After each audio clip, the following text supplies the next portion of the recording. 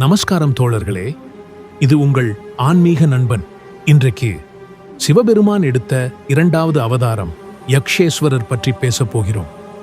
நீங்க எப்போதாவது யாராவது நான் தான் எல்லாமன்னு சொல்லும் மனநிலையில பார்த்திருக்கிறீங்களா? அப்படிப்பட்ட அகந்தை இருந்ததுதான் தேவர்கள் அசுரர்கள் எல்லாரிடமும்.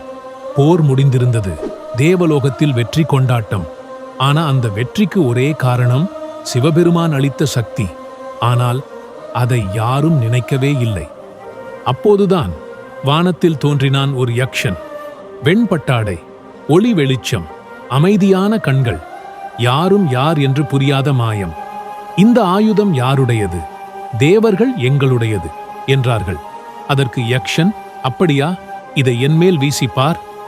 ஆயுதம் செயல்படவே இல்லை, சக்தி வீணானது. யாரும் கணிக்க முடியாத அந்த யக்ஷன் இப்போது பறந்தான் விண்ணில் ஒளி போல. அந்த யக்ஷன் வேறு யாரும் இல்லை, சிவபெருமான் தான். யக்ஷேஸ்வரராக வந்தவர். அகந்தைக்கு எதிரான அச்சம். வெற்றி பெறுவது சுலபம், ஆனா அதை நினைத்தும் வணங்குவதும் மகத்தானது. நம்மை மீண்டும் நிலைக்கு கொண்டு வர சிவன் சில நேரங்களில் அமைதியாயும் சில நேரங்களில் யக்ஷனாயும் வருவார்.